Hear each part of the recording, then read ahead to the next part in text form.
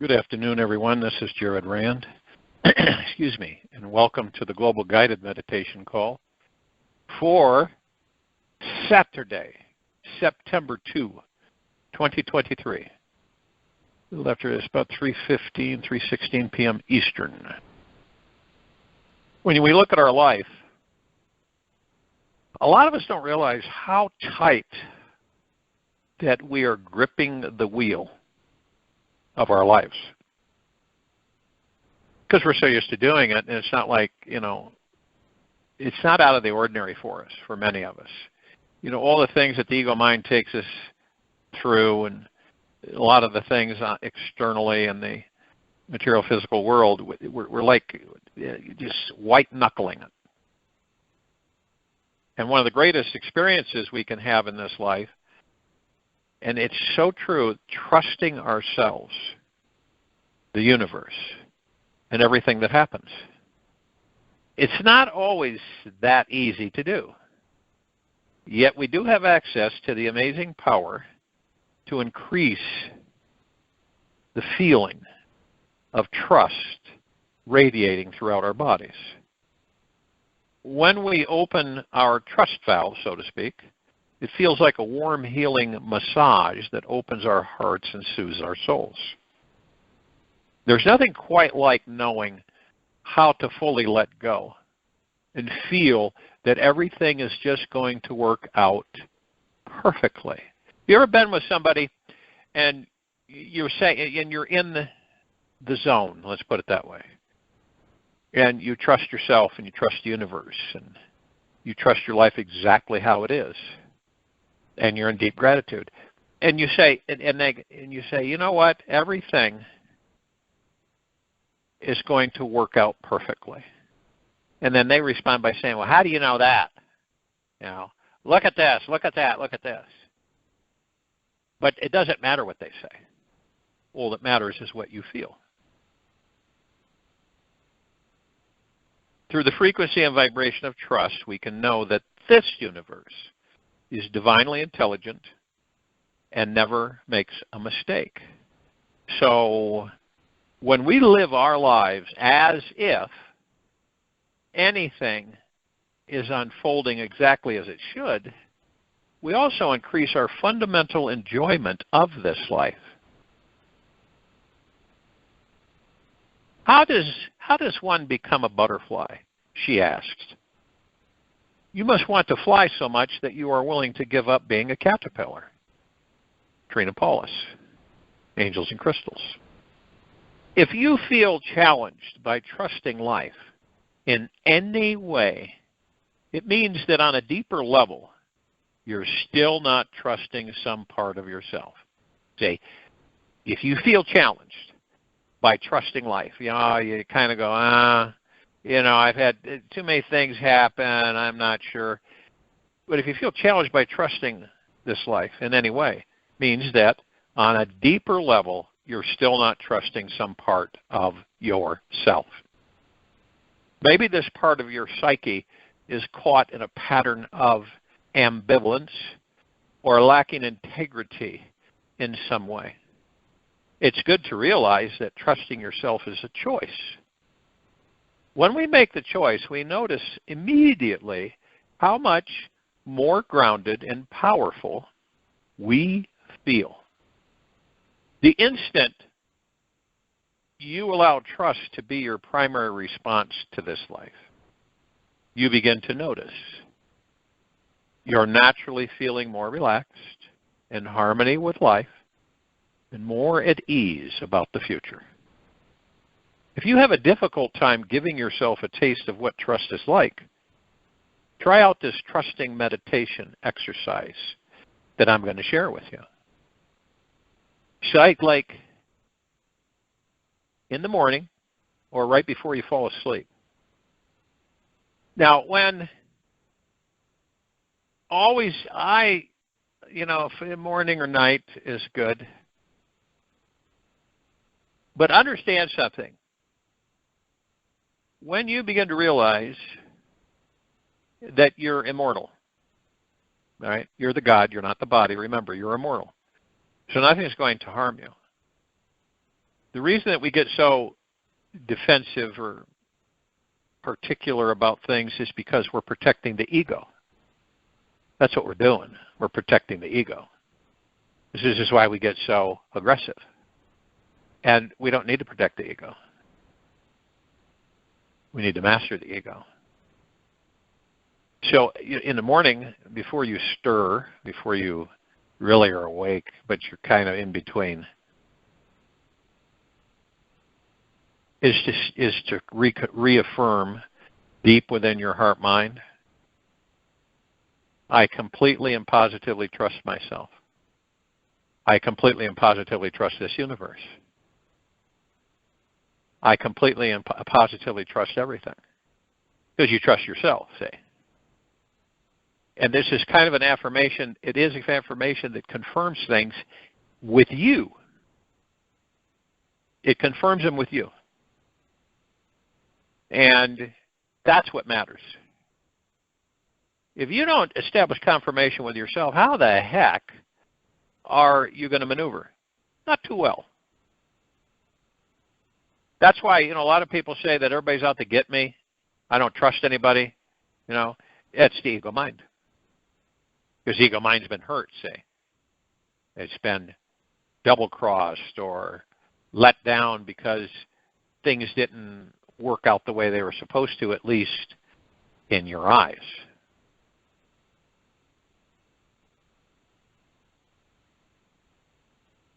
It's like every day is an awakening. You will never grow old, and you will just keep growing. This is the God.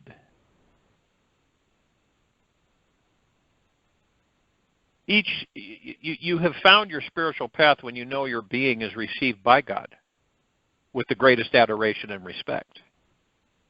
You deeply honor humility and vulnerability as it creates the receptivity needed to form the spiritual bridge that allows you to feel this intimate connection with the outer world instead of separation from it.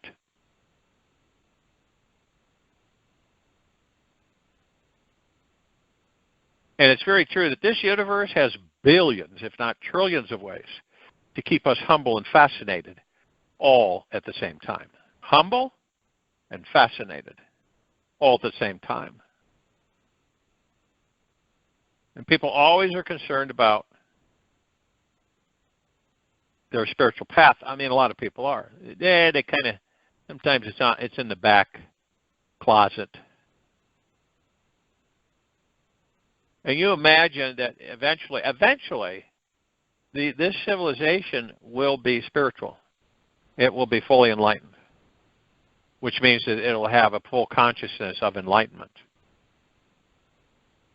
And it will, without a doubt, with total trust, confidence, and faith, know that it is the God. You see, a long time ago, we were trained, programmed to believe that we were separate from the God, that the God was outside of us. So, per se, we are the God. People pray to a God that's outside of them, and actually they're praying to the God within them. When you pray to the God within you, all the gods within all physical forms listen. I kid you not. That doesn't mean that the being or the physical form or whatever it is their energy inhabits. It's like, my energy inhabited a vapor cloud. Every particle of that vapor cloud was conscious. This time, it's a whole different experience in a physical, biological life form. So all of us have had experiences.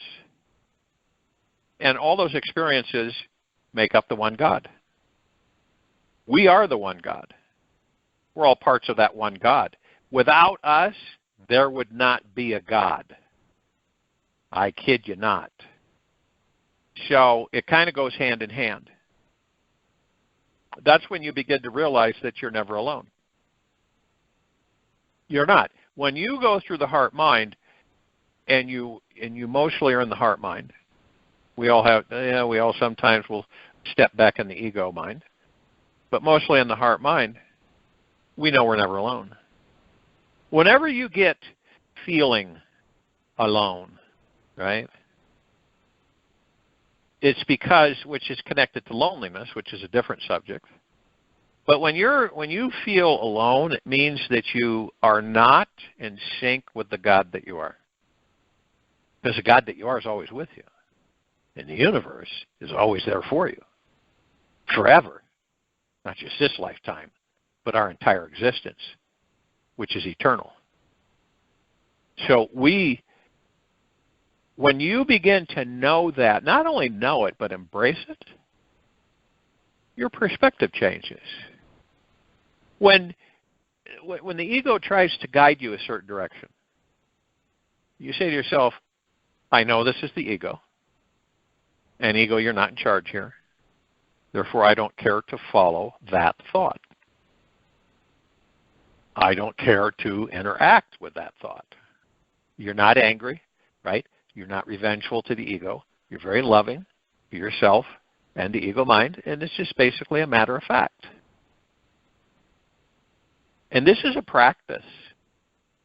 And it doesn't need to take, tens of thousands of years to get it. And you begin this step by focusing on the breath and being in the now. Now, most people, I don't believe, would understand what your meaning was. You said, hey, Alan, focus on your breath and just focus on being in the now, moment to moment, space between heartbeats. Well, what good is that? I got this going on tomorrow, and I got this going on a month from now, and I still got to take care of something from yesterday or the day before or a month ago or a year ago. Yeah, but you're not in the now. Only the moment to moment. And then you begin to realize that, why am I going so fast? What's the purpose of me going so fast in this life? I'm eternal. I can inhabit endless bodies, endless physical forms, and experience each one. And what is it? See, we all have this, just to varying degrees. We don't like letting go. Don't, especially when it's the body. Don't like letting go of the body. We don't like letting go of that life. Well, then all this will be gone. Yes, it will. You will leave it, and you will move on. And that was a life that you experienced amongst the many others that you've experienced and will experience. But see, when you get that feeling. Every now and then it comes up. It's kind of it's a fear of an unknown, because you haven't connected with the God that you are. And that's why you get that fear. It's an unknown. And then the ego mind kicks in and says, and you say to the ego mind, hey, ego mind, you've got to straighten up, because I'm not going to be in this body forever. And when I leave, you're gone.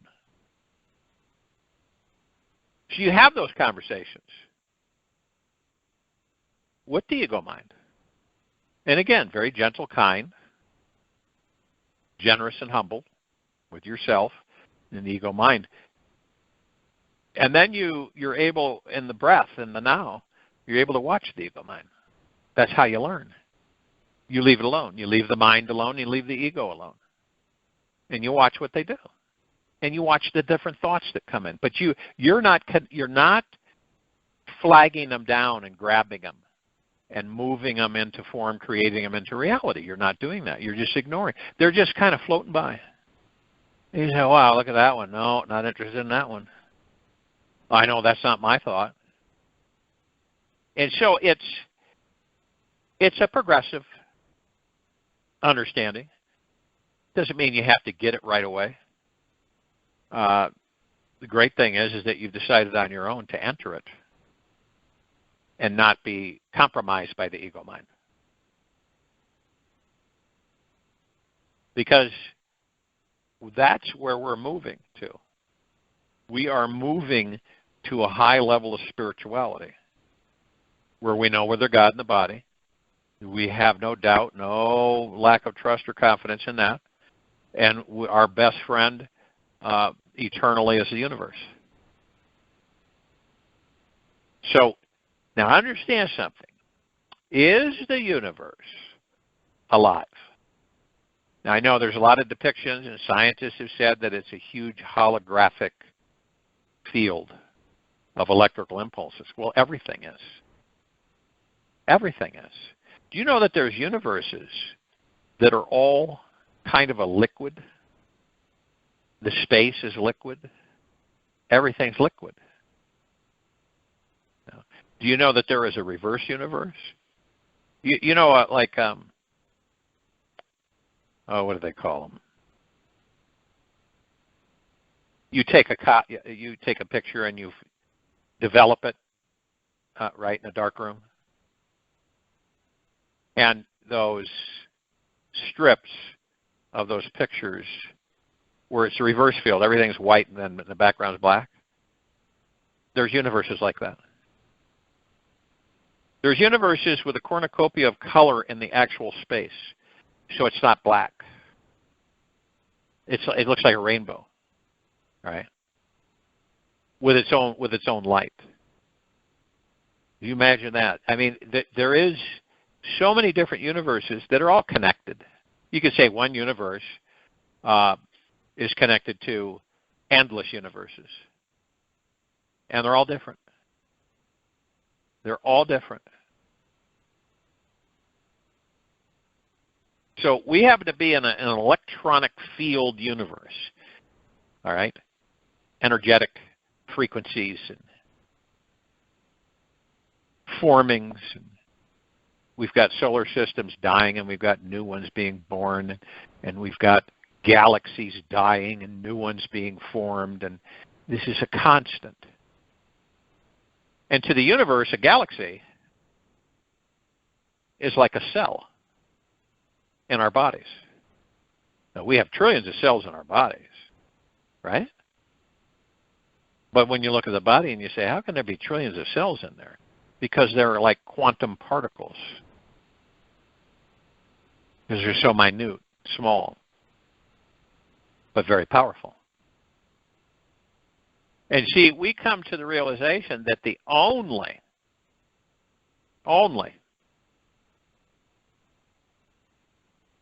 spiritual path for any of us only can be found in one very special place and time, in this very moment.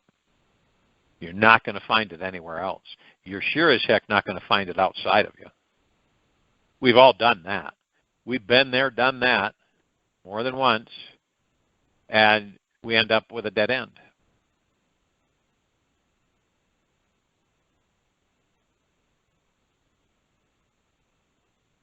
So this ordinary moment of life is unbounded with unlimited, outrageous potentiality.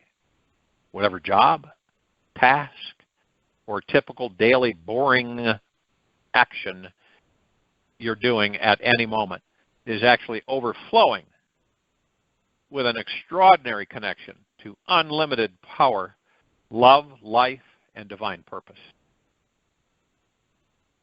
A lot of people ask the question, how do you tap into that? How do you do it?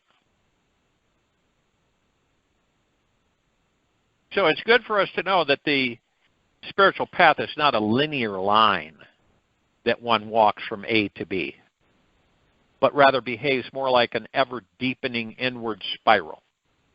It's a lifelong journey of divine diving deeper inside yourself toward the full opening of your consciousness and DNA to realize and crystallize your inherent divinity. inherent divinity. This is beyond DNA. You see, the DNA, all of us have a the genome for this civilization, right? Basically, our bodies are constructed the same. We have an active double helix DNA, right? And we have a bunch of inactive, dormant DNA. But we focus on the two strands of the double helix DNA. Now, that DNA contains the content of the gods that we are. It goes way deeper than just, what bloodlines and what nationalities and what origins on this planet that you're connected with. Because as far as I'm concerned, it doesn't matter. It doesn't matter if you're, a quarter American Indian, a quarter African, a quarter colonial, whatever. Okay? It doesn't matter. Remember, the body isn't us. It's a temporary vessel.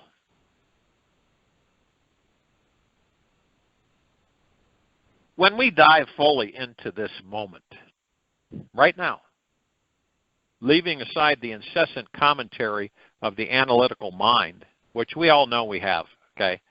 That's that noise that we have. It's the mind's, it's like a buzz. It's like a buzz because the mind's always going. And a lot of us say, I wish I could just have just total silence and peace, no noise. But they don't know how to. They don't know how to do that. To this incessant commentary of the analytical mind, we instantly discover something profound. The God source has always been right here, right now.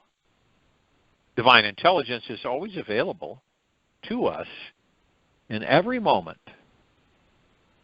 Because the Akashic information, the grand library of existence beyond, the Akashic information of this entire universe is coded inside the quantum field of our DNA.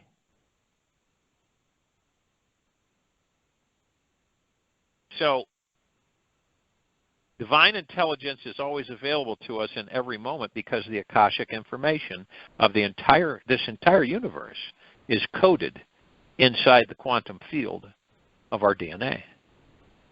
These essential secrets will literally, which I'm going to share with you right now, these essential secrets. The first secret to unlocking one's spiritual path is accepting that your path to freedom is just as unique as your DNA. Accepting, and that's up to you, no one else. Accepting that your path to freedom is just as unique as your DNA. Everyone has their own special relationship with divinity. Okay? And this includes what essential elements they personally need to experience in order to open up fully to it. We know identical twins who are inseparable may live together, look the same, even act the same, yet when you get to know them intimately, you'll find they have a totally different relationship with God. There's no one like you, right? There is one like you in this universe. And there will never exist someone who is exactly identical to you. Never. That's exactly identical to you. Even though two people may have the same religion, same spiritual teacher, or same belief system, they cannot walk the exact same spiritual path together. This is because each person has a unique set of triggers, wounds, belief systems, and internal dialogue with this universe. Our spiritual path is like a fingerprint that's unique to you and remains supremely personal throughout your life's journey. It cannot be duplicated by replicating the patterns of behaviors of someone else's path, nor be destroyed by any external happening. It is an infinite inner journey of discovering your most intimate possible relationship with God, in which you may get distracted and have to change physical bodies millions of times before you feel like you have arrived. It is an infinite journey of discovering your most intimate possible relationship with God, in which you may get distracted and have to change physical bodies millions of times before you feel like you have arrived. This is why your soul is here. Wants to grow in consciousness, love, freedom. And it doesn't care how long the road takes to discover the ultimate bliss inside. So,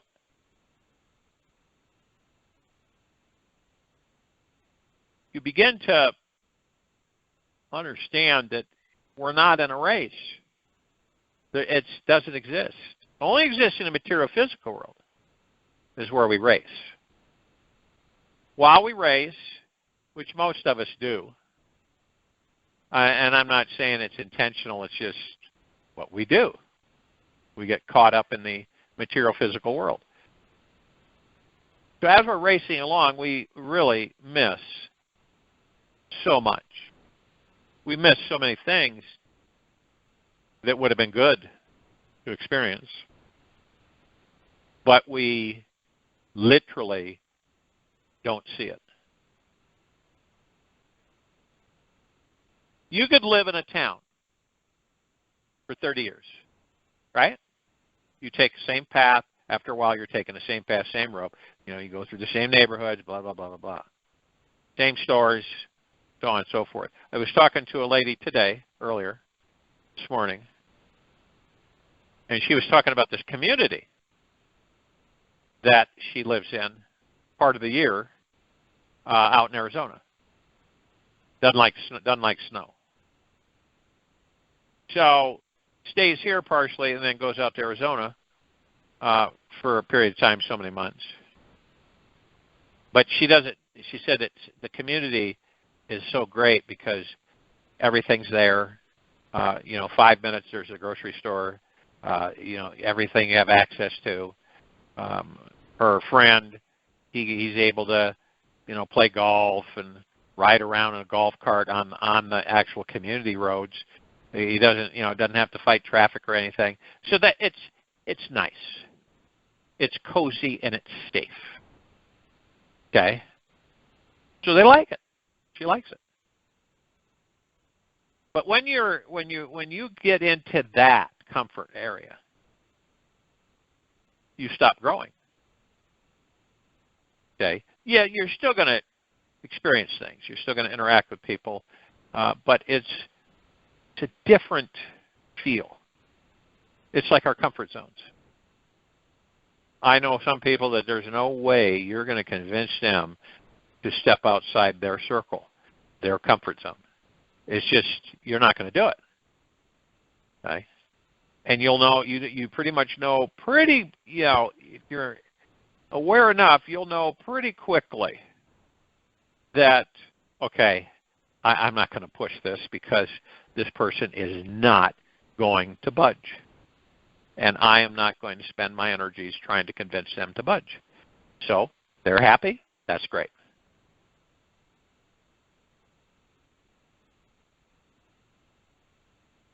So when you realize that you, just like your fingerprint, when you have you ever had your taken fingerprints? None of us have the same print. Isn't that amazing? None of us have the same print. And I've always used the analogy that if you look at snowflakes on a really cold day and you watch them fall onto a dark background, and you can see how they're orchestrated, designed, it's fascinating. And each snowflake is different. It's not the same. When you look at it snowing outside, you probably say, well, it's snow, right? And it's pretty much the same. But when you really go in deeper, like going deep within you, you'll find that it is not the same. You'll find that everyone is different. And that's the same with us. That every one of us are different. How boring would it be for us gods to come in these bodies, and every single one of the bodies were identical, exact. You couldn't tell the difference. Man, woman, man, it doesn't matter.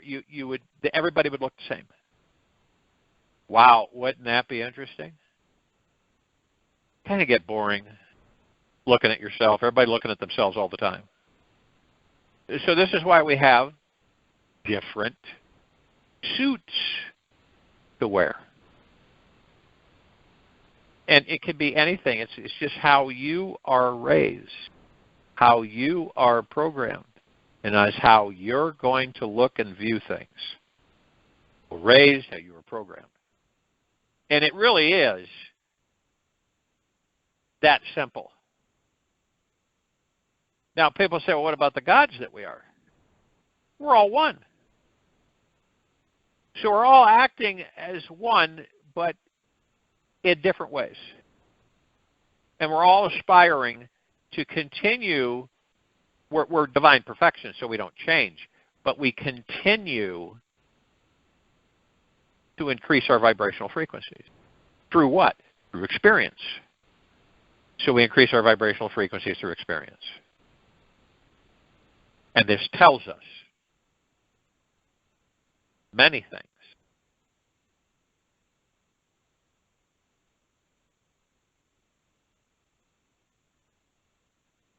So it's like our DNA is a fingerprint, and each one is different. Now, it's physical. It's the physical world, though. Remember, it's not you, the God, in the body. It's the body. It's the physical world. Many of us don't perceive it that way because we're too boggled up in the material physical world, the so-called rat race. And a lot of us go, someone might say they aren't rushing. And then they start looking at things and say, you know what, I am rushing. I never knew it. So I'm going to make a concerted effort to not rush. Why? And it's amazing what happens. When you don't rush, you're never late. I'm serious. Okay? And you really don't care if you are. It's just when you let go of things that things flow. It's when you hang on to things when the flow is stopped. It's like the only time you're going to manifest anything genuinely is in the now. And you're focused on the breath. And you're in the now. And you're relaxing the body. And then you request what it is you want. And then let it go. If we became professional let-goers, I won't say professional, but let's say we become very well-versed in letting go. So we know that things come along, they come along, and, we'll pick them up, we'll enjoy them, and then we let it go. And it's always an adventure, but it's smooth and it's at ease. You're not forcing anything, you're not hurrying anything, you're not manipulating anything. You don't have any attachments, you don't have any expectations, and you're just going with the flow. And the flow for you is what? It's ease. It's peace. It's tranquility. It's benevolence. None of the things that this civilization runs on in the material physical world. How many people have you met right in the middle of all this that's at peace? Really, truly. How many? Not many. Even if you think you've met somebody that's at peace. There's a lot of facades that we create. And the funny thing about that is that when you finally get used to being you, really, seriously, then all that other stuff just goes by the wayside. Embracing who you are, right? You know you're not the name. This is the human psyche, which is the society.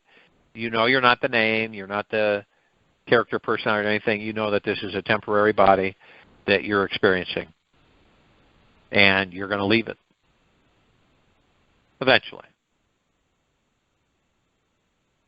And see, when you say nothing's impossible, that's very true. So with your spirituality, nothing's impossible.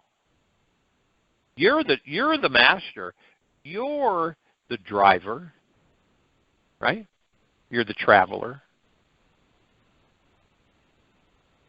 You're the creator of everything in this life, everything in your existence and beyond. You're the one that calls the shots. And you get to the point where you know when to let go. Yeah, I'm not going to pay any more attention to this. It's futile. I'm not going to chase this. It's futile. Why am I chasing it? What's the reason? What's it going to do? Nothing. It's just I'm in the habit of chasing things, so I'm not going to chase them anymore. They'll come to me. That's why things are so twisted. Well, again, we've been programmed to believe that you've got to go out there and get it. Okay? Go out there and get it. When you discover who and what you are, and you kick back, and you ask the universe for certain things, and it delivers them flawlessly.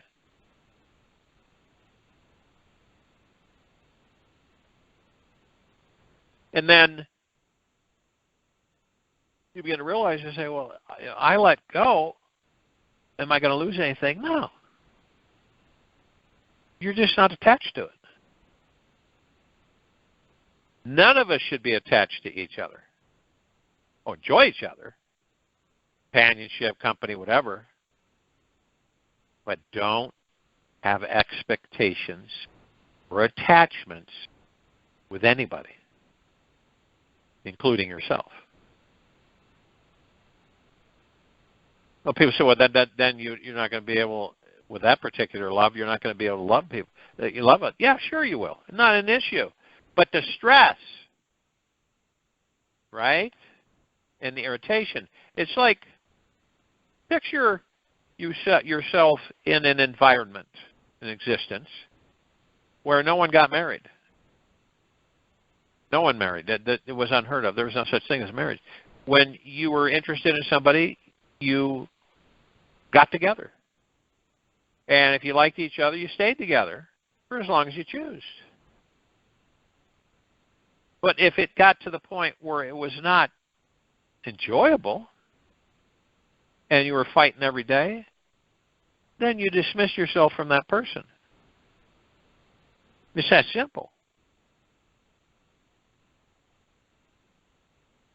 So the commitment, what is the commitment there? Well, that you're going to experience the interaction with another being. Period. You've got no expectations, no attachments. You have no idea how long it's going to last. Okay? Might last a few days, might last a few weeks, might last several years. You don't know. But when it becomes, on a consistent basis, not enjoyable, then it's over.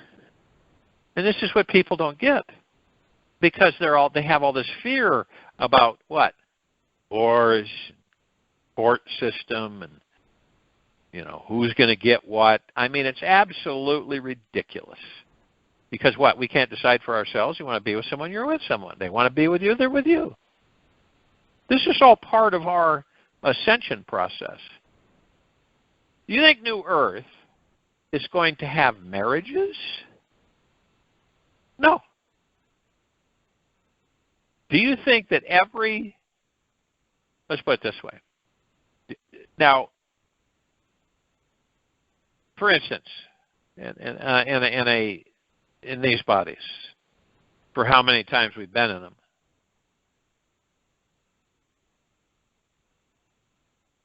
and men on this planet were not monogamous a long time ago. If you look at gorillas or the different primates, which are not related to us, by the way, and see how they react and act in contact with, like, the male with the female. Now, it's interesting how you watch nature and how you learn. Like wolves, for instance. They mate for life. That's it, period. They don't go out and, have romps with other female wolves. It doesn't. It's a connection that they make with each other, together. If one passes, usually the other one will pass not much later. Okay. Usually the wolf cycle is about 8 years, because it's rough in the wilderness. So they stay together and then they leave the body. Now, not all species are like that. Are we, this civilization, a monogamous civilization? What does a monogamous mean? It means you don't fool around. You're only with one person, that's it. Are we? Are the men on this planet monogamous? Think about it. What do most people do? They keep trying to attract each other, and they're scared to death of becoming bored with each other. Right? The hunt is the exciting part. The courting, the interaction, the dating. But then when that's all over, what do you have? Two people that are together. Are they happy? Yeah, pretty much. But does it stay that way? No. Why? Because they get tired of each other. Their energy leaves them. The male, after a while, gets bored with the female, and the female gets bored with the male. It's the same thing. The reason is that they haven't recharged their batteries. So they've got to not be with each other and take time so they can supercharge their batteries again. And when they get back together, that passion and fire is there. It's back again. But see, that's not a prevalent thing in this society. It's because of the ego mind control again. The insecurity. Oh, he's not interested in me anymore. I got to do something to keep him attracted. The female. The male says, she's not as attentive to me anymore. It's not what it used to be. It's because they're empty. But they don't know that, and they don't get it. You go off in your different directions, and you recharge. Right? Now, if you want to come back, you come back. If you don't, you don't. And both of them know that. See, things are unfolding. And most of the unfoldment is nothing like we've ever seen before or experienced. The fluidity of life. The transition from a low vibrational frequency to a very high one is huge.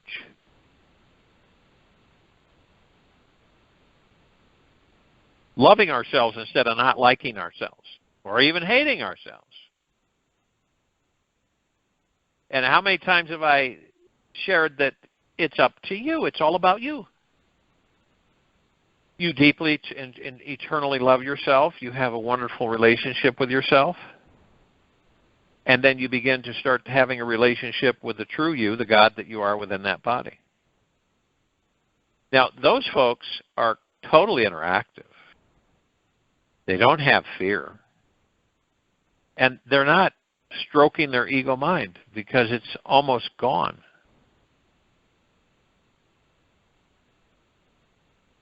And we enjoy being in the presence of other gods that are in bodies. We do. Why do you think we gravitate towards each other? Why you think the society is a bunch of hermits? No way. Look at all the interactiveness. Look at all the creativity out there. And it goes from generation to generation, but it's still the same.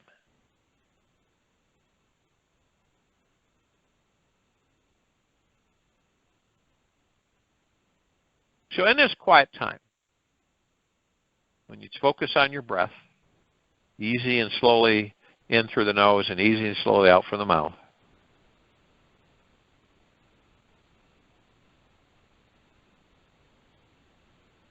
hug yourself and the God that you are throughout the whole quiet time.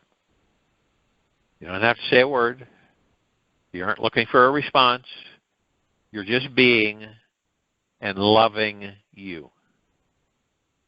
I'll join you in meditation. I'll return to close us out.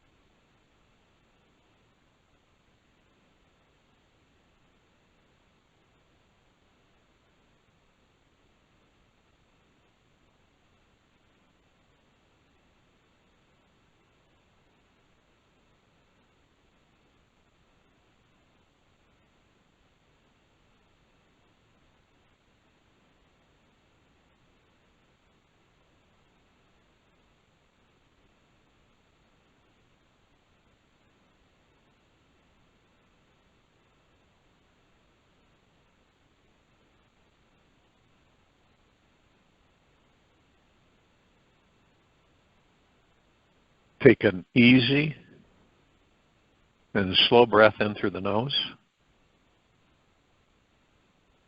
and an easy and slow breath out of the mouth. Remain still.